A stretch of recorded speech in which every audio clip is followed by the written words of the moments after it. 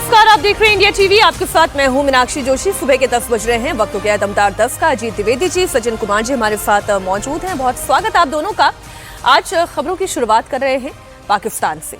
पाकिस्तान के पूर्व प्रधानमंत्री इमरान खान के साथ कल रात भर क्या हुआ, 6 घंटे के अंदर कैसे इमरान खान को जेल से निकाला गया, अस्पताल भी पहुंचाया गया, लेकिन फिर वापस जेल में डाल दिया गया। क्या इमरान खान और आसिम मुनीर के बीच कोई सीक्रेट डील हुई है? क्या मुनीर इमरान को जेल से निकालना चाहते हैं? मुनीर के इस बदले हुए स्टैंड से आखिर कौन परेशान है और कौन नहीं चाहता कि इमरान खान जेल से कभी बाहर आए? इस वक्त की बहुत बड़ी खबर सीधे इस्लामाबाद से आप तक पहुंचा रही हूं। इमरान खान को एक बार फिर अस्पताल से जेल भेज दिया गया है। कल देर रात करीब 1 बजे इमरान खान को रावलपिंडी की अडियाला जेल से निकालकर इस्लामाबाद के अल शिफा अस्पताल में शिफ्ट किया गया। उसी वक्त की ये तस्वीर आप देख रहे हैं, एकमात्र तस्वीर इमरान खान की जब से वो जेल गए हैं। उसके बाद से ये पहली तस्वीर है जो उनकी सार्वजनिक हुई है। पाकिस्तान के सुप्रीम कोर्ट ने बकायदा ऑर्डर दिया था कि इमरान खान को सितंबर तक अस्पताल में ही रखा जाए और उनका वहीं ट्रीटमेंट किया जाए, लेकिन सुप्रीम कोर्ट के ऑर्डर के खिलाफ जाकर इमरान खान को महज 6 घंटे के अंदर ही वापस शिफा अस्पताल से अडियाला जेल भेजा गया। ये तस्वीरें आप पहले देख ले। नीले रंग के कपड़ों में दिखाई दे रहे हैं, व्हील चेयर पर हैं, तबीयत पहले के मुकाबले कुछ कमजोर दिखाई दे रहे हैं, लेकिन रिस्पॉन्सेस उनके ठीक है, रिस्पॉन्सेस ठीक दिखाई दे रहे हैं। आसपास भी जो वो बात करते हुए, अच्छा पांव की भी ये फ्रैक्चर की तस्वीर है। अब सवाल ये है कि आखिर शहबाज सरकार ने सुप्रीम कोर्ट के आदेश के खिलाफ जाकर ये कदम क्यों उठाया? शहबाज जानते हैं कि इमरान का जेल में शिफ्ट होना उनकी रिहाई का पहला कदम है। ऐसे में अगर इमरान खान को यहीं नहीं रोका तो वो वापस पाकिस्तान की सियासत में उनका जीना मुश्किल कर देंगे। 2 तस्वीर है, कोई कंफ्यूजन ना हो जाए इसलिए मैं फिर से बता देती हूँ। ये जो आप तस्वीर देख रहे हैं ये कल देर रात की तस्वीर है, और वो जो नीले कपड़ों में वो दिखाई दे रहे हैं वो पुरानी तस्वीर है। वो तब अपने सेंसेस में थे, लेकिन अभी क्या है, क्या उनकी स्थिति है, क्या उनकी सेहत है, आंखों की रोशनी के बारे में जो कहा जा रहा था, अभी उस पर कोई क्लैरिटी मैं नहीं दे सकती क्योंकि केवल एक ये तस्वीर है। तो अजीत जी, ये हो क्या रहा है इस वक्त पाकिस्तान में? देखिए, ये पूरा सियासी प्रकरण है। एक तो उनकी सेहत ठीक नहीं है और उनका इलाज होना चाहिए, ये एक पहलू है। ये एक हम लोग पहले चर्चा कर चुके हैं, नेशनल आइकॉन है वो। उन्होंने विश्व कप दिलाया हुआ, अपनी माँ के नाम पर कैंसर और चैरिटी का हॉस्पिटल चलाता है। वो बड़ा एक आइकॉन के तौर पर एक एस्टैब्लिश्ड है। फिर एक पॉलिटिकल लीडर है, पूर्व प्रधानमंत्री हैं। ये सारी चीजें अपनी जगह हैं। उनका जेल में रहे या जेल से बाहर है, उनका इलाज होना चाहिए। लेकिन इसके पीछे की जो राजनीति है वो ज्यादा बड़ी चीज है। अब राजनीति ऐसा लग रहा है कि हम लोग ये सब मानते हैं कि मुनीर के मातहत ही काम कर रहे हैं प्रधानमंत्री। वहां प्रधानमंत्री की कोई हैसियत नहीं है। मुनीर मुख्य है, शहबाज शरीफ और नवाज शरीफ का परिवार वो उसके नीचे उनके मातहत काम कर रहे हैं, या दूसरी पार्टी जो सरकार में साथ दे रही है और जिसके राष्ट्रपति बने हुए आसिफ अली जरदारी, ये सब सेना के अंडर है। लेकिन क्या सेना मुनीर अगर की कोई राजनीतिक महत्वाकांक्षा है, ये खबर एक है कि वो इमरान खान के साथ सौदा कर रहे हैं, वो सौदेबाजी कर रहे हैं, इमरान खान के साथ सौदेबाजी कर रहे हैं। ये खबर दो तरह से बात, इस खबर को हम लोग मान सकते हैं, पुष्टि कर सकते हैं। एक तो जो इमरान खान की एक बहन है जो कल दिखी थी, वो नहीं, एक दूसरी बहन अलीमा के अलावा जो दूसरी बहन है नूरान कुछ नाम है, नियाजी, हाँ नूरान नियाजी नाम है उनका, वो कुछ बात कर रही हैं किसी के जरिए मुनीर के यहाँ। और जो इनके प्रवक्ता हैं जो पीटीआई के, वो उनका नाम बुखारी जुल्फिकार बुखारी, उन्होंने भी कल कहा कि अगर पाकिस्तान की जेल से निकलते हैं इमरान खान तो वो मुनीर के ऊपर अटैक नहीं करेंगे, वो मुनीर से टकराव का रास्ता नहीं चुनेंगे। तो इससे ऐसा लग रहा है कि तो क्या शहबाज फिर परेशान है? हाँ, इस वजह वही कह रहे थे कि नियाजी और जो ये बुखारी, इन दोनों की बातों से ऐसा लगा कि मुनीर के साथ कोई बातचीत हुई है। और मुनीर ये मान रहे हैं कि अगर ये आते हैं बात, पहले भी आपको याद करिए इमरान खान सेना के समर्थन से ही प्रधानमंत्री बने थे।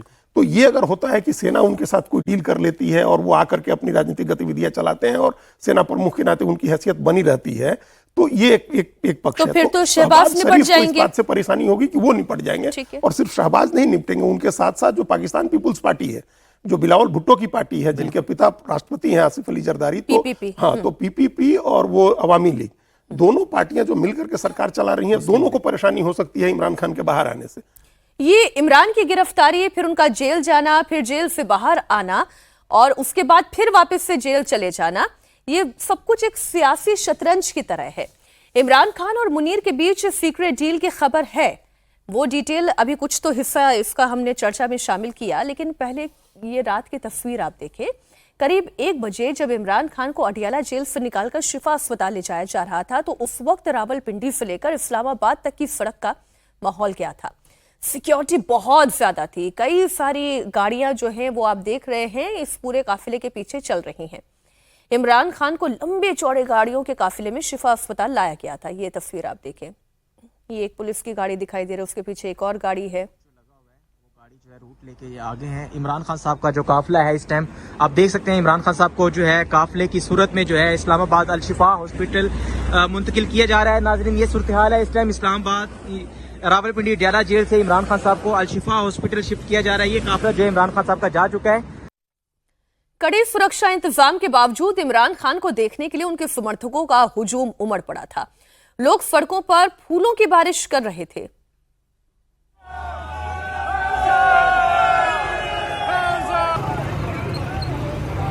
आप देख रहे हैं यहाँ पे फूलों की पत्तियां निछावर की जा रही हैं। आप देखें रात के 12 तकरीबन बज चुके हैं और ये I-8 अल-शिफा जाने वाला पुल है।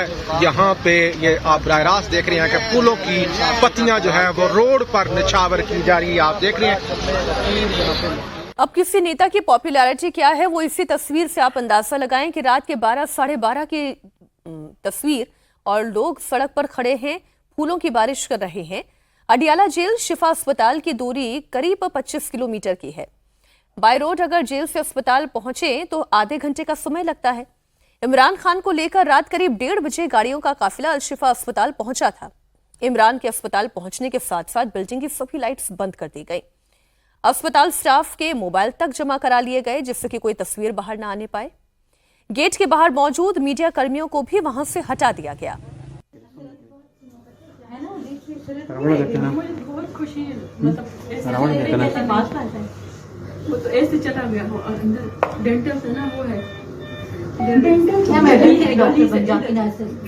अस्पताल के अंदर एंट्री करते हुए मात्र एक तस्वीर है जो हम आपको दिखा रहे हैं। रिपोर्ट्स के मुताबिक इमरान खान का कुछ घंटे तक डॉक्टर्स के पैनल ने मेडिकल चेकअप किया और उसके बाद फिर सुबह तड़के ही उन्हें वापस जेल भेज दिया गया। अब सवाल यह है कि इमरान खान को सुप्रीम कोर्ट के ऑर्डर के बावजूद वापस जेल किसने भेजा? क्या शहबाज शरीफ, जैसा भी अजीत जी और हम डिस्कस कर रहे थे कि इमरान खान के बाहर निकलने से घबरा गए हैं? न्यूज एजेंसी रॉयटर्स की रिपोर्ट यह कहती है कि इमरान और मुनीर के बीच एक सीक्रेट डील हुई है।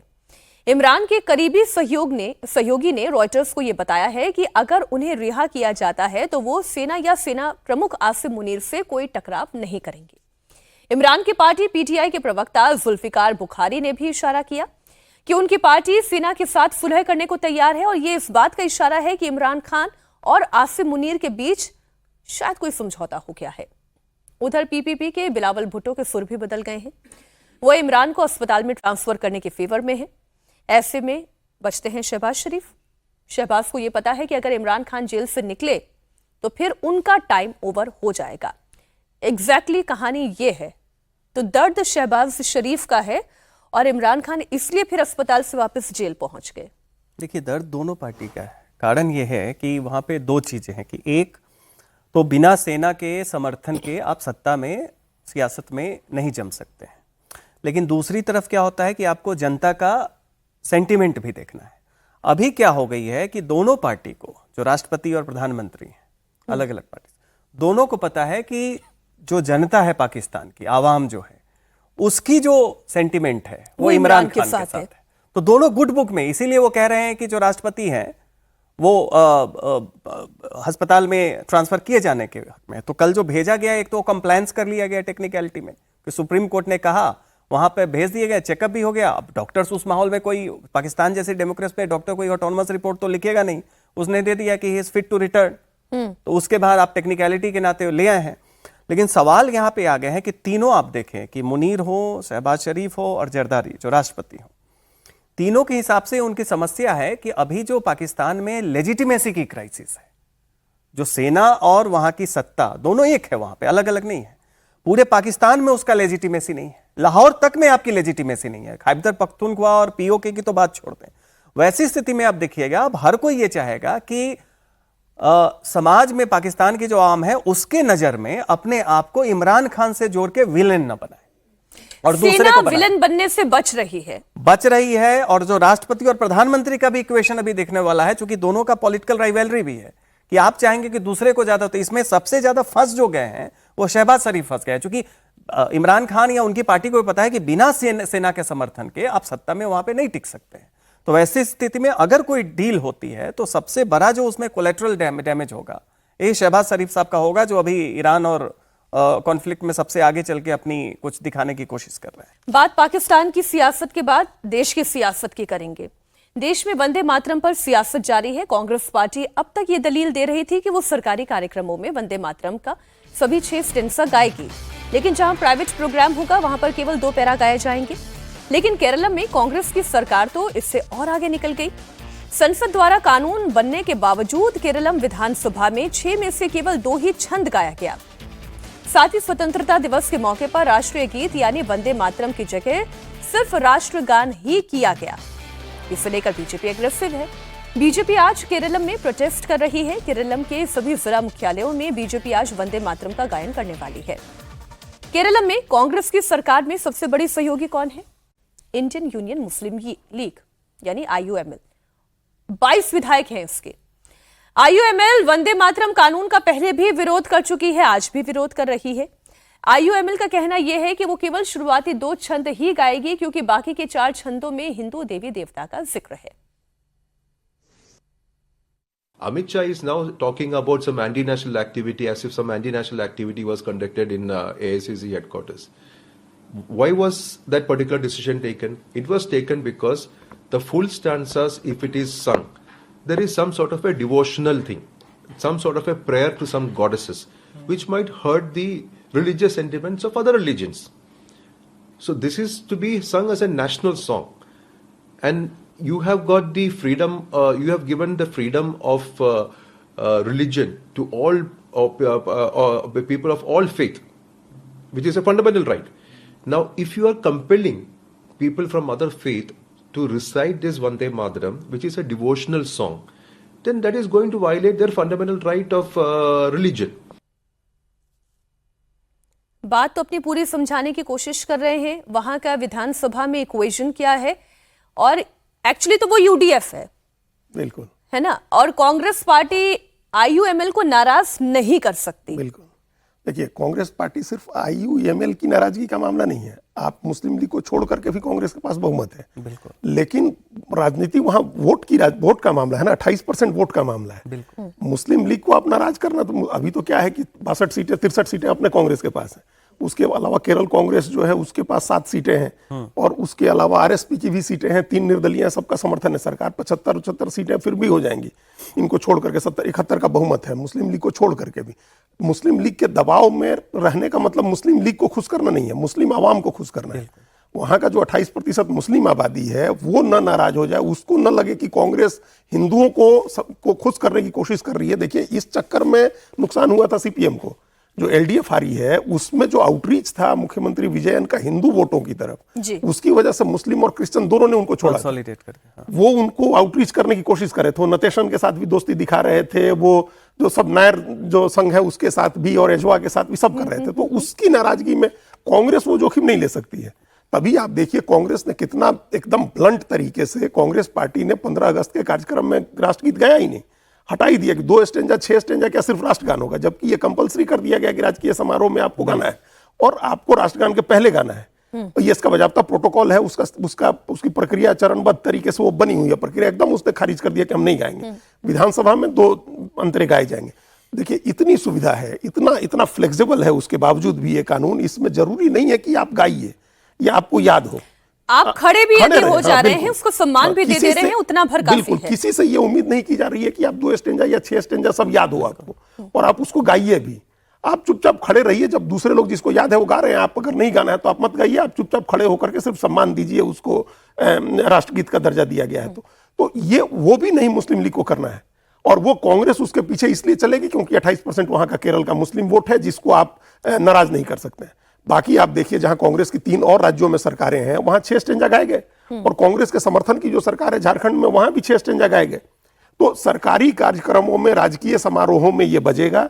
केरल में भी इनको बजाना होगा, नहीं तो पता नहीं कहां तक बीजेपी टकराव ले जाएगी। अगर बीजेपी ये टकराव बढ़ाती है तो एक कॉन्स्टिट्यूशनल क्राइसिस खड़ा हो जाएगा कि आप खुद ही एक सरकार कैसे कानून को नहीं मानेगी, क्योंकि राजकीय कार्यक्रम में ये नहीं हुआ। हाँ। ये तो ब्लंडर सोच समझ के ही हुआ, ये कोई ब्लंडर नहीं है, ये वो चाहते हैं, they are calling for it, ये तो समझ में आ रहा है।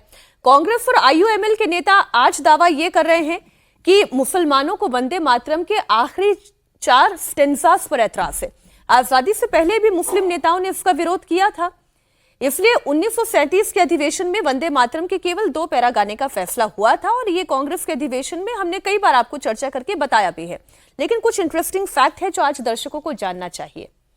1896 में कांग्रेस का कलकत्ता अधिवेशन हुआ। उस वक्त रहमतुल्लाह कांग्रेस के अध्यक्ष थे। रहमतुल्लाह ने इस अधिवेशन में पूरा वंदे मातरम गाया था। 1913 में कराची में कांग्रेस का अधिवेशन हुआ। उस वक्त नवाब सैयद मोहम्मद बहादुर कांग्रेस के अध्यक्ष थे। नवाब बहादुर ने पूरा वंदे मातरम गीत गाया। 1918 में आइए, जब बॉम्बे अधिवेशन हुआ, सैयद हसन इमाम कांग्रेस अध्यक्ष थे, उन्होंने पूरा वंदे मातरम गीत गाया। 1920 में नागपुर अधिवेशन में मौलाना अबुल कलाम आजाद ने पूरा वंदे मातरम गीत गाया। 1927 में मद्रास अधिवेशन में एम.ए. अंसारी ने वंदे मातरम के पूरे 6 पैरा गाए। ये सब मुस्लिम नेता थे, सब बड़े स्कॉलर थे, सब मुसलमान थे, सबने वंदे मातरम गाया, किसी ने विरोध नहीं किया। लेकिन मसला परिवर्तित तब हुआ है जब ये 2 नेशन वाली थ्योरी, ये मुस्लिम आइडेंटिटी वाली थ्योरी, ये लोगों के घर करने लगी, मुसलमानों के घर करने लगी। 17 अक्टूबर 1937 को लखनऊ में मुस्लिम लीग का अधिवेशन हुआ। उसमें वंदे मातरम के खिलाफ प्रस्ताव पास हुआ। फिर जिन्ना ने कांग्रेस पर दबाव बनाया, और फिर 11 दिन के बाद 28 अक्टूबर 1937 को कांग्रेस के कलकत्ता अधिवेशन में वंदे मातरम के 2 ही स्टेंजा गाने पर फैसला ले लिया गया। अब इसमें बीजेपी को हम अलग कर देते हैं, फिर वो मसला राजनीतिक हो जाएगा।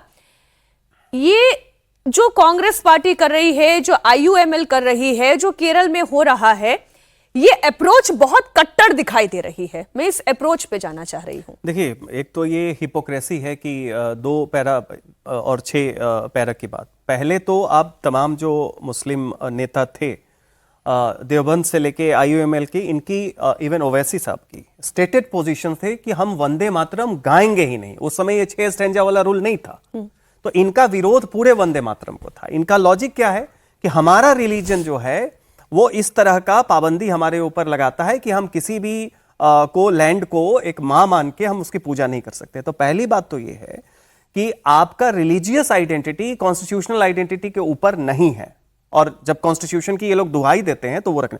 दूसरी बात यह है कि यहां पे नेशन को वर्शिप किया जा रहा है। अगर आपको दिक्कत भी है तो अभी का जो रूल है, जिसमें अजीत जी ने भी बताया कि आपको इंसल्ट का मतलब बहुत ही बेसिक है, बस आपको खड़े रहना है। यह नहीं है कि आपको गाना है, आपको रोकना नहीं है, आपको खड़े रहना है। तो एक बेसिक मिनिमम क्राइटेरिया रखा गया है। वैसे में ये 2 to 6 स्टेंजा वाली बात जो है, ये बस एक टेक्निकलिटी में जा रहा है। इनका पूरा विरोध ही वंदे मातरम से है ये, और उसमें सीधी सी बात है कि हमारी रिलीजियस आइडेंटिटी जो नेशनल और कॉन्स्टिट्यूशनल आइडेंटिटी है उसको सुपरसीड करेगी, ये मानसिकता है ये। तो वैसी स्थिति में जब ये कह रहे हैं कि 2 स्टेंजा 6 स्टेंजा, आज भी मुस्लिम लीग वाले दबाव में जी रही है क्या? नहीं, बात मुस्लिम लीग का दबाव क्या था जब 1937 का ये बात आया, जो आपने भी दिखाया कि पहले बहुत सारे मुस्लिम नेताओं ने भी इसको गाया है। ये तो 1930 के बाद भारत की जो मानसिकता हुई, जिसमें 2 नेशन थ्योरी के जड़ जमने लगे, अंग्रेजों ने भी बढ़ाया दिया, अलग अलग कम्युनिटी को उन्होंने बढ़ाना शुरू कर दिया। और वैसी स्थिति में जो फ्रैगमेंट्स में इंडिया को बांटा, तो उसमें प्रेशर में कांग्रेस ने इसको एक्सेप्ट किया कि किसी तरीके से पार्टीशन की पॉसिबिलिटी हो, या जो अलग अलग उसको टाला जा सके। उस समय की बात, पार्टीशन तो हो गया, उसके बाद 1947 हो गया। तो आप 37 से 47 जो था वो दौर था जब आप भारत की सोशल कॉन्ट्रैक्ट इस बात से कर रहे थे कि कुछ उन्हें कंसेशन दे दो, लेकिन देश का बंटवारा। लेकिन अब हम 37 में हटा दीजिए, अब हम 47 से 2026 में आ गए हैं। अब हम अभी भी वहीं फंसे हुए हैं। बिल्कुल। अभी जब 1950 में इसको राष्ट्रगीत माना गया, डॉक्टर राजेंद्र प्रसाद राष्ट्रपति थे और मान लिया गया 2 स्टेंजा गाने की बात थी, लेकिन वो 2 स्टेंजा भी कभी मुसलमान नहीं गाते थे। बिल्कुल। कई मुस्लिम जो, जैसे अब तो शफीकुर रहमान बर्क का बेटा या पोता जियाउर रहमान बर्क MP हैं, शफीकुर रहमान बर्क को हम लोगों ने देखा है कि वो निकल के चले जाते थे जब पार्लियामेंट का सेशन खत्म होता था, और जब वंदे मातरम गाना शुरू होता था वो निकल के चले जाते थे कि हम नहीं खड़े हो सकते, मतलब खड़े होकर के सम्मान भी नहीं कर सकते हैं। तो 2 स्टेंजा या 6 स्टेंजा की बात नहीं, 2 शब्द की बात है। वंदे मातरम से आपत्ति है आपको कि जब वंदे मातरम से ही आपत्ति है तो फिर 6 स्टेंजा कहां से आएगा? तो ये तो मुस्लिम लीग की स्टेटेड पोजीशन है, मुसलमानों की एक पोजीशन है, ये आप समझ लीजिए इस बात को। और वो एक आइडियोलॉजिकल और एक रिलीजियस आधार देते हैं इसके पीछे कि हमारे धर्म में इसकी मान्यता नहीं है। कांग्रेस पार्टी का क्या आधार है? कांग्रेस पार्टी किस आधार पर विरोध करे? कांग्रेस पार्टी क्योंकि मुसलमानों के साथ सामंजस्य बैठा रहे तो एक बीच का रास्ता वोट मिलता रहे। सामंजस्य बैठाना नहीं है, वोट की मुसलमान तो एक आइडियोलॉजिकल रिलीजियस स्टैंड ले रहा है, कांग्रेस का क्या स्टैंड है? फिल्म अभिनेत्री और अदाकाराओं का क्या स्टैंड है, वो भी दर्शकों को जानना जरूरी है। वंदे मातरम वाली ये जो लड़ाई है वो बॉलीवुड तक पहुंची है। बॉलीवुड एक्टर सैफ अली खान की मां और अपने जमाने की मशहूर एक्ट्रेस रही शर्मिला टैगोर ने वंदे मातरम कानून का विरोध किया। उन्होंने इसे मुस्लिमों के खिलाफ बताया। शर्मिला टैगोर के बयान का जवाब बीजेपी सांसद एक्ट्रेस कंगना रनौत ने दिया। उन्होंने शर्मिला टैगोर से अपील की कि वो हिंदू मुस्लिम वाली सोच से बाहर आए। शर्मिला टैगोर ने दरअसल कहा कि कई लोग एक ईश्वर में विश्वास रखते हैं, अनेक ईश्वर में विश्वास नहीं करते हैं। वंदे मातरम में एक नहीं अनेक ईश्वर का जिक्र है। ऐसे में जो लोग एक ईश्वर को मानते हैं उनके लिए वंदे काली वंदे दुर्गा कहना मुश्किल है। इसलिए वंदे मातरम के शुरुआती 2 छंद ही अच्छे हैं। मेरा पॉइंट ऑफ व्यू है कि यहाँ पे काफ़ी रिलीजन के लोग रहते हैं, मजहब के लोग रहते हैं जो एक गॉड में विश्वास करते हैं, single God, not many God's. और वंदे मातरम के जो स्टैंजा है वो वंदना करते हैं मेनी गॉड्स। आप पढ़ेंगे उसको तो आपको पता चलेगा, उसमें all the gods are mentioned by name. तो वो जो एक रिलीजन में विश्वास करते हैं उनके लिए मुश्किल है कहना कि वंदे काली, वंदे दुर्गा, वंदे, मुश्किल है। तो इसीलिए अगर इंडिया में जितने रिलीजन के लोग हैं उसको अगर हम इकट्ठा साथ लेके चले तो पहला 2 स्टैंजा इज वेरी गुड।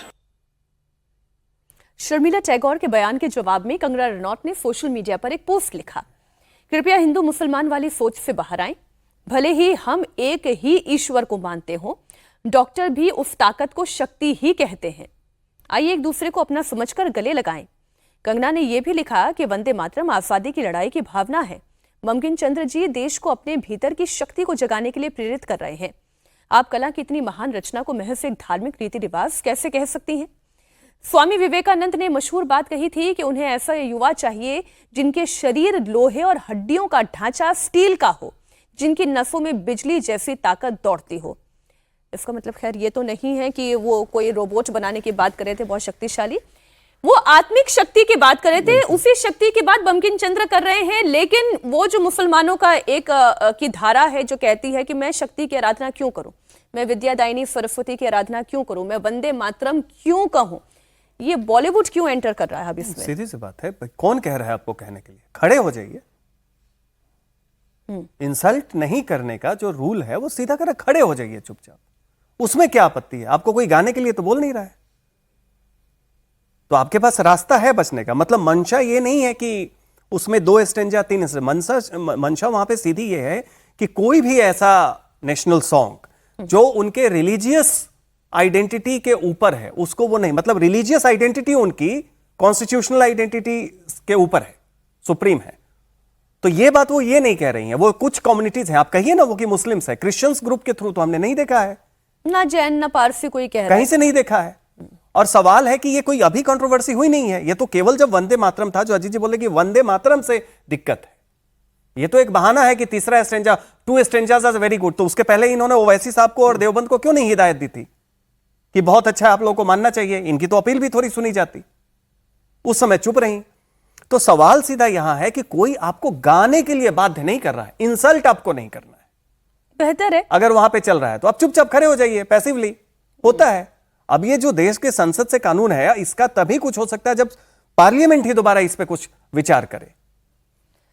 ये एक ऐसे मंथन का विषय है, इसलिए मैंने आप लोगों से ये पूछा भी कि मुझे बड़ी हैरानी होती है। 37 से 47 तक की परिस्थितियां बहुत अलग थी, लेकिन अब हम 80 साल आगे आ चुके हैं। अगर आज भी उसी मानसिक बेड़ियों के जकड़ में हम हैं तो हम क्यों हैं? एक बड़ी खबर आपको दे दें, राजस्थान से आ रही है। जयपुर में सरकारी स्कूल का एक निरीक्षण करने के लिए सीजेपी के कार्यकर्ता वहां पर पहुंच गए। अब कार्यकर्ताओं को स्थानीय लोगों ने रोक लिया और रोका तो रोका, मारपीट तक हो गई। अब सीजेपी के खिलाफ जयपुर में जोरदार प्रदर्शन हो रहा है। धक्का मुक्की करते हुए सीजेपी के कार्यकर्ताओं को गांव से बाहर निकाला गया।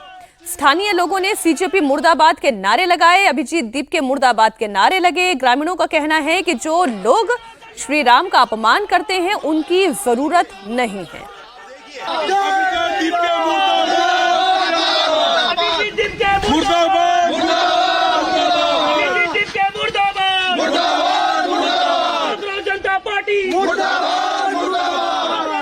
कोई समर्थन नहीं चाहिए। हिंदू विरोधी पार्टी को हम बिल्कुल नीचे है। हमारे स्कूल के लिए 12 लाख पास हो चुके हैं। ऐसी पार्टी या कोई ऐसा हम स्कूल के मुद्दे को नहीं बढ़ाना चाहते, राजनीतिक मुद्दा नहीं बढ़ाना चाहते। हमारे स्कूल के लिए पैसा पास हो चुका है। हम ग्रामीण सक्षम है, हम बना लेंगे स्कूल। हमने पहले मंदिर बनाया था, जो शिक्षा का मंदिर है वो भी बना लेंगे। हम किसी पार्टी से, उससे कांग्रेस पार्टी से हमारा कोई समर्थन नहीं चाहिए। और हम ऐसी पार्टी के विरोध में हैं जो देश के टुकड़े करने की बात बोले, भगवान के गलत बोले, हमारे राम जी के लिए गलत बोले, उनके लिए हम विरोध हैं। ऐसे पार्टी हमारे को नहीं चाहिए, ऐसे आदमी भी नहीं चाहिए हमारे को। हो सकता है सीजेपी ने यह सोचा हो कि जैसे दिल्ली में उन्हें समर्थन मिला, शायद उन्हें वहां जयपुर में भी समर्थन मिल जाएगा। अब उनका ऑब्जेक्टिव जो भी था, आशुतोष राका ये कह रहे हैं कि जो लोग उन्हें रोकने के लिए आए, जो लोग मारपीट करने पर उतारू हो गए, वो बीजेपी के गुंडे थे। ये आशुतोष राका का कहना है। अजीत जी, क्या ऐसे कहीं पे भी किसी भी स्कूल में जाके कोई भी छापा मार सकता है? नहीं, देखिए, एक तो ये कई चीजें ऐसी हुई हैं। आप अतीत में आप देखिए कि लोग चले गए स्कूल में। अभी पता नहीं आपके इस रनडाउन में है कि नहीं वो खबर यूपी वाली, जिसमें वहां बैन कर दिया गया है उनको, सोशल मीडिया इन्फ्लुएंसर्स को स्कूल में जाने कि आप जाकर के वीडियो बनाने लगे, इंटरव्यू करने लगे, मास्टर से सवाल पूछने लगे और कोई अजीबोगरीब सवाल पूछने लगे कि इस चीज का क्या एब्रिविएशन होता है, इस चीज का, और उल्टे पलट के वो आपसे सवाल पूछते तो आपको खुद भी नहीं आता जाता है कुछ। तो ये इस तरह की घटनाएं बहुत जगह हुई हैं। और ये जयपुर में ये दूसरी दफा है जब यहाँ जंतर मंतर पर पहला प्रदर्शन करके 6 जून को गए थे अभिजीत दीप के जयपुर, तो वहां भी उनके साथ मारपीट हुई थी।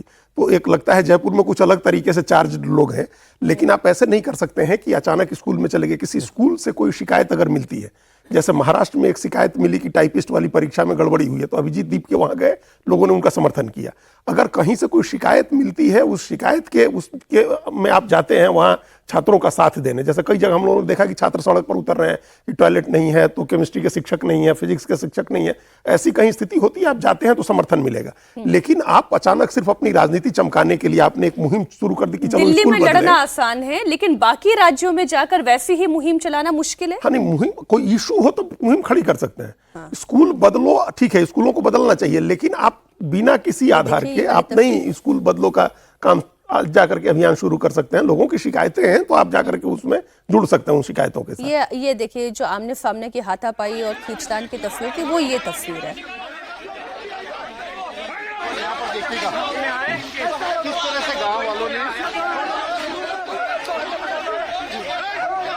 हालांकि ये भी ठीक नहीं है, ये तरीका भी ठीक नहीं है। हमको ये इसमें भी आप पुलिस को कॉल कर लीजिए, स्कूल प्रशासन को कोई डिसीजन करने दीजिए, स्कूल प्रशासन नहीं घुसने दे उनको।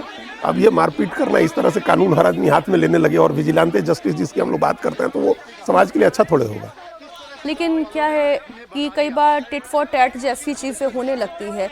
आप जैसा एग्रेशन दिखाते हैं, आप इस बात के लिए मेंटली प्रिपेयर रहे, दूसरी तरफ से भी अगर वैसा ही एग्रेशन आ गया तो फिर आप क्या करिएगा? मैं समर्थन नहीं करती हूँ जी, लेकिन ये भी तो साइकोलॉजी होती है। नहीं, देखिए, इसमें क्या है कि अभिजीत दीपके ने कहा कि अब हम स्कूल बदलो अभियान चलाएंगे, उसमें हुआ तो उसमें अलग अलग कांग्रेस जनता पार्टी से जुड़ के एक ग्रुप आ गया। अब दूसरी तरफ क्या हुआ कि इसमें अभियान से ज़्यादा वो राजनीतिक पक्ष सामने आ गया कि आपको लग रहा है कि एक नई प्लेटफॉर्म है, तो उसमें जो उस बाकी आसपास के लोग आए, गांव के भी ये जो ज़्यादातर लोग हैं ये वही हैं जो अपने आप को उस राजनीति से, तो जब मुहिम आपका राजनीति के तौर पे ज़्यादा दिखने लगे तो निश्चित तौर पे इस तरह की बात आती है। और जो बात यहाँ पे कही गई, देखिए, सिविल सोसाइटी का काम होता है कि आप मुद्दों को मजबूती से प्रेशर ग्रुप के तौर पे काम करें, जहाँ पे उसकी डिमांड हो वहाँ पे जाएं, उसको और ज़्यादा ऑर्गेनाइज करें। वो कभी भी विजिलेंटे जस्टिस नहीं हो सकता। हॉस्पिटल में पहुंच गए कि आपने क्या किया, सवाल ठीक है लेकिन उससे सॉल्यूशन नहीं आएगा, वो थिएट्रिक्स हो जाता है। ठीक है? तो इस तरीके से स्कूल में आप एक चले गए और किसी से कुछ रिकॉर्ड करना शुरू कर दिया, तो उसे हो सकता है जो लोग गए हैं उन्हें थोड़ी लाइमलाइट मिल जाए, इससे कोई स्ट्रक्चरल चेंज नहीं आ सकता। या अगर आप इन्वेस्टिगेटिव भी बनना चाहते हैं तो उसका भी एक तरीका है, आपने सब कुछ ढूंढ लिया, एक आपने परफॉर्मा तैयार कर लिया, सबूत इकट्ठे कर लिए, फिर आप स्कूल के प्रशासन के पास चले गए, एक मेमोरेंडम आपने पुलिस को दे दिया, ये तरीका होता है। लेकिन जब आपने जो बात की ना विजिलेंटे जस्टिस, जब आप वो करने लगते हैं तो फिर ये होने की भी संभावना होती है। अब गाड़ी को देखिए, तोड़ दिया गया। दूसरी तस्वीर आप देखें, अच्छी खासी भीड़ दिखाई दे रही है जो नाराज है इन लोगों से। और यहाँ पर देखिए, ये तस्वीर देखिए, गांव वाले उग्र हो चुके हैं। ये भी खतरनाक है। अब ये भी खतरनाक है कि आप किसी के ऊपर इस तरीके का हमला करते हैं, गाड़ियां तोड़ दें, तोड़फोड़ मचा दें, शीशे फोड़ दें, किसी को बहुत गंभीर चोट भी आ सकती थी जब आप इस तरीके की हरकत करते हैं। और यहाँ आदमी गिर चुका है, देखिए गाड़ियों के कांच फोड़े गए हैं। और यहाँ पर देखिए, ये तस्वीर देखिए, गांव वाले उग्र हो चुके हैं। यहाँ पर देखिए, यहाँ पर और यहाँ आदमी गिर चुका है, देखिए गाड़ियों के कांच फोड़े गए हैं। और यहाँ पर देखिए, ये तस्वीर देखिए, गांव वाले उग्र हो चुके हैं। यहाँ पर देखिए, यहाँ पर और यहाँ आदमी गिर चुका है, देखिए गाड़ियों के कांच फोड़े गए हैं। और यहाँ पर देखिए, ये तस्वीर देखिए, गांव वाले उग्र हो चुके हैं। आप ये कह रहे हैं कुछ प्री प्लान सभी दिख जिस रहा तरह है। का अटैक है, देखिए अगर कोई भाई वो आपसे कन्फ्रंट करने नहीं है ना, वो स्कूल में आया है, आपको दिक्कत, आप घेरिए, उसमें बहस होती है कि क्यों आप लोग आए हैं, सरकार यहाँ पे सक्षम है। ये दिख रहा है कि मतलब जिस तरह से एग्रेशन और ये सब चीज है, ये है कि पहले से ये तैयार बैठे हुए थे। वो विजिलेंट जस्टिस ठीक है, लेकिन ये जो ग्रुप है कि भाई वो शिक्षा के लिए आया है ना, उसके तरीके से आपको आपत्ति है। उसको आप ये कह सकते हैं कि आप कौन होते हैं करने वाले, हम इसमें सक्षम हैं। लेकिन यहाँ पे जिस तरीके से अटैक हो रहा है, भाई शिक्षा के लिए कोई आया भी है और आपको उसका तरीका नहीं भी पसंद है, तो ये रिएक्शन जो है बड़ा डिस्प्रोपोर्शनेट लग रहा है। और ये सारे के सारे इनको आपत्ति किस चीज से है कि आप हमारे गांव में, हमारे स्कूल में आप कौन होते हैं, तो आप कौन होते हैं, तो रिएक्शन हमेशा प्रोपोर्शनेट होना चाहिए। तो उस लिहाज से हमें लग रहा है जिस तरीके से हुआ है कि क्या इन लोगों ने गांव का इंसल्ट किया। मैं इसकी पॉलिटिक्स की बात कर लेती हूँ। इस वक्त सीजेपी करना क्या चाह रही है, और भारतीय जनता पार्टी तो जहां सीजेपी पहुंचेगी, हो सकता है उसके कार्यकर्ता खुद ही अपने आप में चैनलाइज होकर, अभी नहीं पता मुझे ये लोग कौन हैं, लेकिन फिर भी मैं कह रही हूँ कि अगर आप दूसरा पक्ष बीजेपी का भी देखते हैं, क्योंकि अभी वहां पे उन्हीं की सरकार है, पॉलिटिक्स क्या कर रही है सीजेपी इस वक्त? नहीं, सीजेपी की उन्होंने कहा है कि हम कोई राजनीतिक दल नहीं बनाएंगे, लेकिन उनकी मंशा वही है, राजनीति करने की ही राजनीति मंशा है ना सर।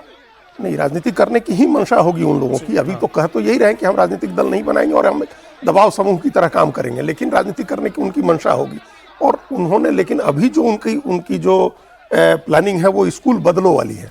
तो मान लीजिए कि अगर किसी स्कूल में गए हैं उनके लोग, अगर जिसको रेड करना कह रहे हैं, हम लोग रेड करने ही गए हैं, तो ये स्कूल प्रशासन का काम है कि उनको हैंडल करें।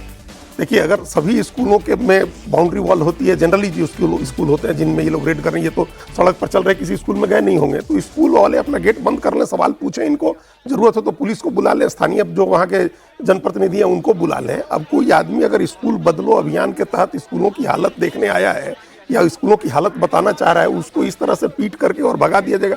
क्या छिपाना चाह रहे हैं आप? स्कूल में ऐसी क्या बात है जो आप नहीं आप सामने आने देना चाहते हैं? इस बात के लिए इतना एग्रेसिव होकर के लोग अटैक कर रहे हैं। या तो फिर दूसरा, आप जो राजनीति की बात कर रहे हैं, उसमें राजनीति ये हो कि बीजेपी चाहती हो कि सीजेपी एक फोर्स बने, हम उससे टकराव करें, हम उसको पैरेलल खड़ा करें एक पार्टी के तौर पर। कल की आपने एक तस्वीर आपने और देखी होगी जब कांग्रेस पार्टी भी प्रदर्शन के लिए बैठी थी और उस राजस्थान विधानसभा के गेट पर बैठी थी। इस वक्त जो कुछ भी हो रहा है वो शिक्षा, स्कूल, कॉलेज, परीक्षा, इसी के इर्द गिर्द हो रहा है। मैं कुछ गलत तो नहीं सोच रही हूँ? ये चाहे वो कांग्रेस पार्टी हो, चाहे वो जेन्युइन लोगों का प्रोटेस्ट हो, या सीजेपी पॉलिटिकल इंटेंशन के साथ अगर कुछ कर रही है अलग अलग राज्यों में, मुझे जयपुर में वैसा ही एक चैप्टर दिखाई दे रहा है। एजुकेशन, एग्जाम और एम्प्लॉयमेंट अभी तीनों जुड़ गए हैं, इसलिए हर पार्टी जो है उसको साधना चाह रही है। Triple E. ये यहाँ पे क्या है कि मान लीजिए काल्पनिक सवाल सोचिए कि सीजेपी की जगह कांग्रेस के लोग इस अभियान में आए होते, तो क्या इस तरीके से अटैक होता? और अगर अटैक होता तो फिर उसकी क्या प्रतिक्रिया होती?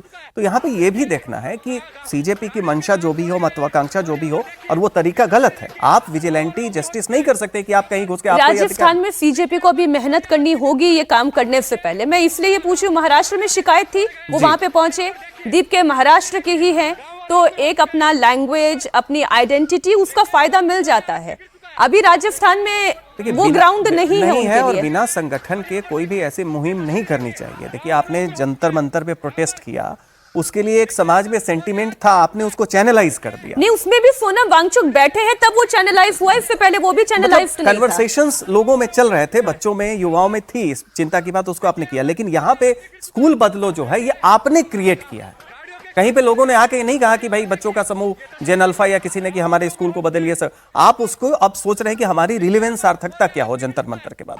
आप ये मुहिम ला रहे हैं। ऐसे मुहिम में आपको वहीं जाना है जहां से ग्राउंड से आपके पास आए, यहाँ आइए, हमारी ये समस्या है। तब as a pressure group, as a civil society आप वहां जाना चाह रहे हैं। अभी सिविल सोसाइटी इसलिए कि ये रिफ्यूज कर रहे हैं। आशुतोष राका क्या बयान?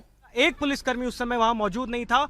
पत्थर मारे गए हैं, गाड़ियों के शीशे फोड़े गए हैं, मेरी शर्ट फाड़ी गई है, महिलाओं के साथ अभद्रता हुई है, उन्हें पुरुषों ने पीटा है, भाजपा के गुंडों ने पीटा है, फोन तोड़े गए हैं रेखा शर्मा जी के। हमारे एक वॉलंटियर का हाथ टूट गया है, उसके फ्रैक्चर हो गए, उसको अभी हॉस्पिटल लेके जा रहे हैं। पुलिस पूरी तरह गायब थी। आज राजस्थान के लोकतंत्र में काला दिन है। मदन दिलावर के कहने पर यह सब हुआ है।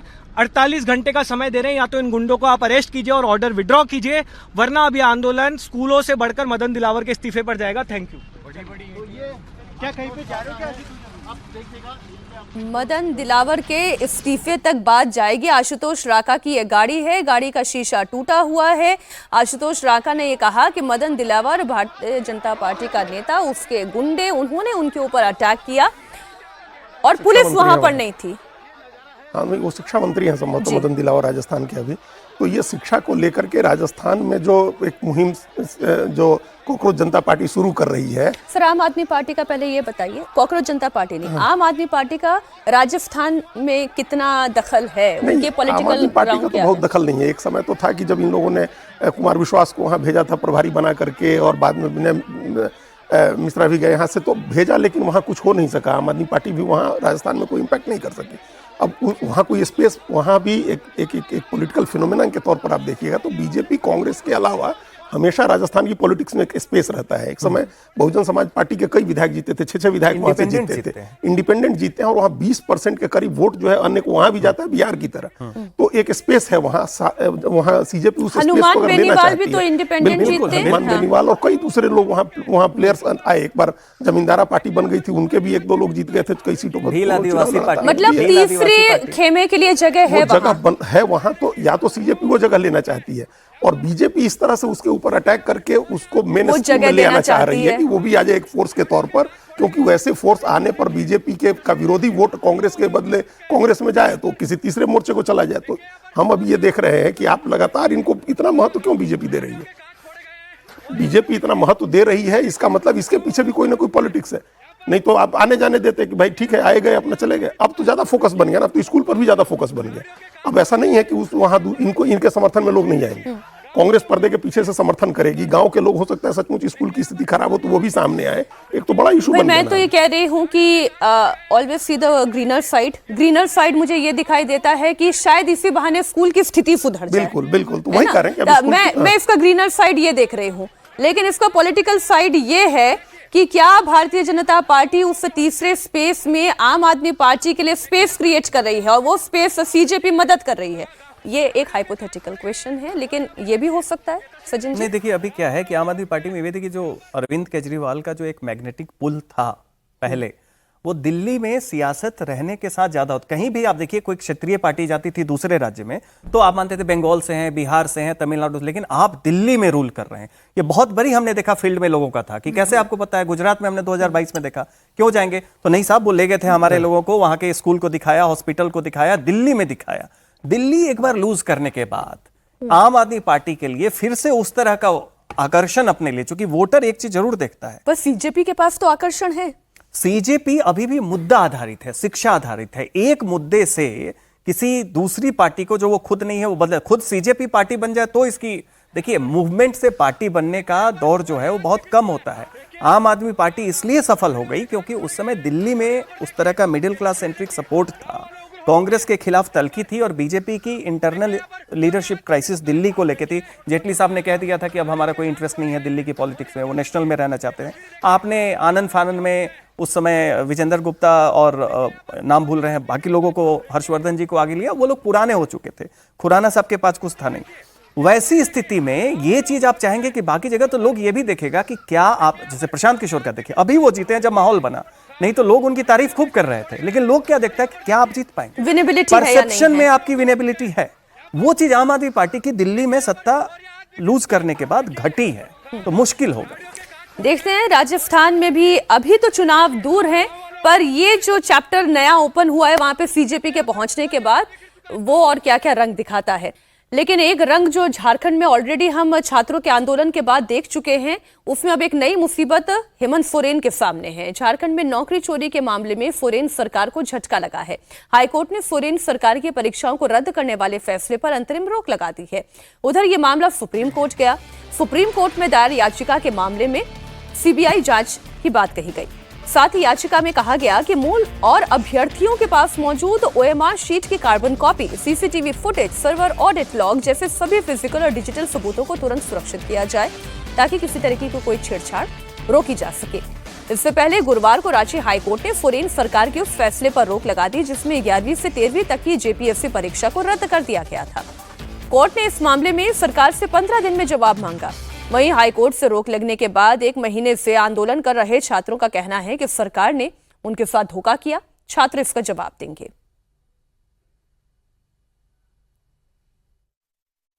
हम तमाम छात्रों ने माननीय मुख्यमंत्री जी के बातों को माना, उनके डेलीगेशन के बातों को माना और अपना आंदोलन को स्थगित किया 2 महीने के बाद,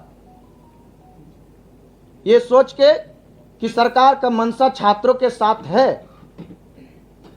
झारखंड सरकार की मंशा छात्रों के साथ है, गठबंधन सरकार की मंशा छात्रों के साथ है। लेकिन आज जो भी कुछ कोर्ट में हम लोगों ने देखने का काम किया, इससे यही पता चला कि सरकार जो है सो झारखंड के लाखों छात्रों के साथ छल किया है। सरकार जो है सो झारखंड के लाखों छात्रों को धोखा देने का काम किया है। आप एग्जाम नहीं रद्द कर रहे थे, वहां तक ठीक था। आप सीबीआई जांच नहीं कर रहे थे, वहां तक ठीक था। लेकिन अगर छात्रों के साथ ये जो धोखा किए हैं, एक नया लड़ाई अब शुरू कर दी हम तमाम छात्रों के साथ। इसका जवाब हम तमाम छात्र आपको देंगे। ठीक है, उनका आक्रोश अपनी जगह सही है, लेकिन अब तो मामला सुप्रीम कोर्ट में है। बिल्कुल, और ये हाईकोर्ट ने वो हेमंत सोरेन तो बच गए। हेमंत सोरेन तो अभी बच ही गए हैं। पर देखिए, ये प्राकृतिक न्याय के विरुद्ध है कि 10 साल पहले हुई परीक्षा में कोई व्यक्ति अगर चुन लिया गया और नौकरी कर रहा है तो आप उसकी नौकरी समाप्त कर दें, रेट्रोस्पेक्टिव इफेक्ट में आज का एक डिसीजन उनकी नौकरी समाप्त कर दें, तो ये तो प्राकृतिक न्याय के विरुद्ध है ना। मान लीजिए 2300 कुछ लोग चुने गए हैं, उसमें सारे लोग तो फर्जीवाड़ा करके नहीं चुने गए हैं ना। उसमें प्रोपोर्शन आप देखिए, जो ईमानदारी से परीक्षा देकर के चुना गया है, पास ज्यादातर लोग होंगे जो ईमानदारी से परीक्षा देकर के पास हुए हैं, नौकरी कर रहे हैं, उनकी नौकरी चली जाए, ये कैसे हो सकता है? ये तो नहीं होगा ना। गड़बड़ी दूर होनी चाहिए। नीट की परीक्षा का मामला बिल्कुल दूसरा था। वहां परीक्षा हुई थी, पेपर 3 मई को परीक्षा हुई, 7 मई को पेपर लीक की खबर आ गई, परीक्षा आपने कैंसिल कर दी। और वो तो इमीडिएट उस परीक्षा का था, उस पीछे परीक्षा जाके का थोड़ी ना इमीडिएट परीक्षाओं परीक्षा, ठीक बात है। और 2024 की परीक्षा में भी आप देखिए, उसमें सुप्रीम कोर्ट ने कहा, स्पष्ट रूप से कहा कि जिन सेंटर्स की गड़बड़ी पकड़ी गई है वहां का एग्जाम कैंसिल होगा। तो इस मामले में भी जिनके जहां ओएमआर सीट पकड़ी गई है, जिन छात्रों की गड़बड़ी पकड़ी गई, हाँ, ये हो सकता है कि सुप्रीम कोर्ट कहे कि सीबीआई जांच करे और सीबीआई जांच करके ये बताए कि किन किन जगह पर गड़बड़ी हुई है, उन लोगों की पहचान सीबीआई तक आई जाएगी। हाँ, सीबीआई तक आ जाएगी बात। फिर तो सरकार जिससे बच रही थी वो नहीं बच पाएगी, वहां राहत नहीं मिलेगी। लेकिन ये इन 2300-2400 बच्चों के बारे में, बच्चे क्या मतलब नौकरी कर रहे हैं, उन कर्मचारियों के बारे में सोचिए कि उनकी नौकरी न जाए, उनका परिवार है, उनके लोग हैं, और वो उनकी नौकरी बचाते हुए क्या किया जा सकता है। इन छात्रों का भी गुस्सा जायज है। अगर इनके साथ कुछ भेदभाव है तो वो भी दूर होना चाहिए, लेकिन उनके साथ, उनके जो प्राकृतिक न्याय का सिद्धांत कहता है, वो उनके साथ भी अन्याय नहीं होना चाहिए। एक अन्याय और हो रहा था, लेकिन उसमें सुप्रीम कोर्ट की दखलंदाजी के बाद वो अन्याय पर रोक लगी।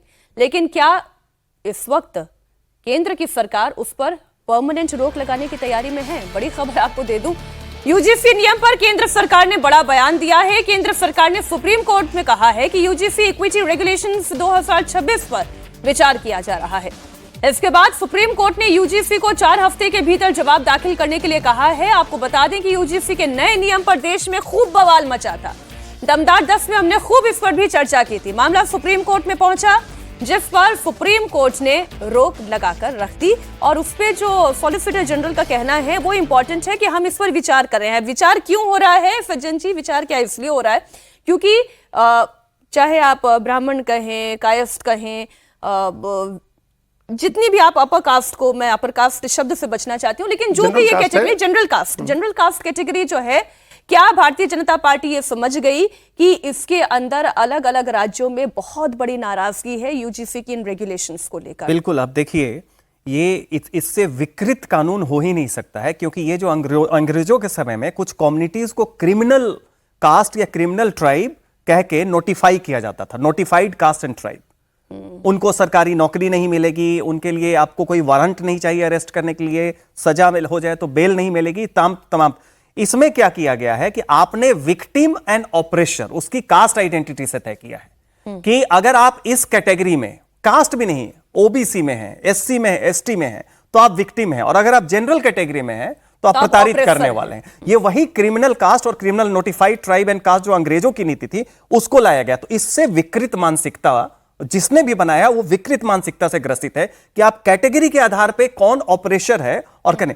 आपके एफआईआर के पूरे डेटा के कहते हैं कि जो दलितों पे सबसे ज्यादा अत्याचार हो रहा है वो जनरल कैटेगरी से नहीं आ रहा है, हरियाणा से आ रहा है, ओबीसी से आ रहा है। अब आप वही सोचिए कि चौधरी चरण सिंह मेरठ यूनिवर्सिटी में मान लीजिए एक जाट समुदाय का लड़का जो ओबीसी में आता है, एक बनिए लड़के के साथ उसकी झड़प हो जाए, ठीक है, तो यूजीसी रेगुलेशन के हिसाब से हमें पता है वहां का पावर इक्वेशन क्या है, ठीक है, लेकिन वो बनिया ऑपरेशन विक्टिम ओबीसी ही कहलाया जाएगा उस तौर पे। तो इसमें जो अपीज करने की जो मानसिकता है जो कैटेगरीज के हिसाब से, वो बीजेपी सरकार भी दिखा रही है। तो अपने कोर सपोर्ट बेस, इसमें एंगर तो बिल्कुल जायज है। जो जनरल कैटेगरी के छात्र हैं, आप उसमें, हम लोग जानते हैं कि कानून का दुरुपयोग होता है, सब कुछ होता है। सुप्रीम कोर्ट का 2018 का जब आया कि एससी एसटी एक्ट में आप सीधा अरेस्ट नहीं कर सकते हैं, पहले हायर लेवल अफसर से उसकी तहकीकात होगी, उसमें विरोध हुआ, उसमें प्रधानमंत्री मोदी और बीजेपी की सरकार ने संसद में उसको पलट दिया, वहां पे हो गया। लेकिन यहां पहली बार आप क्या कर रहे हैं कि आपको एक विलेन बनाना है, तो आपने जनरल कैटेगरी को विलेन बनाया है कि आप जनरल कैटेगरी से हैं तो आप ऑपरेशर होंगे, आप विक्टिम नहीं हो सकते हैं। इसका मतलब यह है कि भारतीय जनता पार्टी ये समझ गई कि जो बीमारी थी नहीं, उस बीमारी को आपने जन्म दिया, अब आप उसका एंटीडोट निकाल रहे हैं, लेकिन जब आप वो एंटीडोट लगाएंगे तो फिर वो दूसरा सेगमेंट है जो फिर खड़ा होगा कि आपने ये क्यों किया। बिल्कुल, वो तो होगा ही। आपने एक ऐसा चैप्टर खोल दिया है जिसकी जरूरत नहीं थी, और ऑलरेडी एक यूजीसी का इस तरह के जो समानता का एक कानून 2012 से एग्जिस्ट कर रहा है, जो लागू है, तो आप उसको लागू रहने देते। आपने इस एक, अब पता नहीं किस मंशा से इसको उस समय एक नए गाइडलाइंस जारी हुए थे, वो तो बता दिया बहुत विस्तार से सज्जन जी ने। अब सरकार को लग रहा है, उसके बाद से आप देखिए फरवरी 2026 के बाद से अभी तक आप 7-8 महीने की जो स्थितियां देखिए, सरकार कितनी जगह गिरी है। सरकार ने, हम पॉलिटिकल बात कर रहे हैं, विशुद्ध पॉलिटिकल बात, सरकार ने अपना फर्स्ट लाइन ऑफ डिफेंस उसी दिन गिरा दिया था, जो आपका आपका जो सबसे बड़ा सपोर्टर वर्ग था, जो आपके लिए सारी लड़ाइयां लड़ता था, जो नैरेटिव की लड़ाई से लेकर के जमीन की लड़ाई लड़ता था, आपने उसको, और ये क्यों किया आपने? इसलिए क्योंकि राहुल गांधी लगातार बहुजन की बात कर रहे हैं, 85% आबादी की बात कर रहे हैं, आरक्षण बढ़ाने की बात कर रहे हैं, तो हम राहुल गांधी को कैसे काउंटर करें? तो अपने लोगों को वाले खुद ट्रैप में कैसे आ गए, और आप ट्रैप में आ गए। आप एक समावेशी, जब एक समावेशी हिंदुत्व की बात करती है भारतीय जनता पार्टी, जब व्यापक हिंदू समाज की बात करते हैं आप, तो फिर कास्ट के लेवल पर आप क्यों फ्रेगमेंटेशन आप करना चाह रहे हैं? आप फ्रेगमेंटेड क्यों कर रहे हैं कास्ट में हिंदू समाज? नहीं यार, आप परमानेंट विलेन आप कैसे बना सकते हैं? नहीं बना सकते ना, आपकी आइडेंटिटी से तय होगा कि आप विलेन हैं और वो विक्टिम। दोष सिद्धि होने पर कोई आदमी आरोपी होगा या अपराधी होगा। दोष सिद्धि के बगैर आप सिर्फ आइडेंटिटी, कास्ट की आइडेंटिटी से आप उसको पहले से ही अपराधी नहीं बना सकते हैं। आई ओपनिंग हो गई है, सुप्रीम कोर्ट ने 4 हफ्तों के अंदर जवाब मांगा है, देखते हैं सरकार की तरफ से क्या जवाब रखा जाता है। आज दमदार 10 में बस इतना ही। बहुत शुक्रिया अजीत जी आपका भी, सचिन जी आपका भी हमारे साथ जुड़ने के लिए।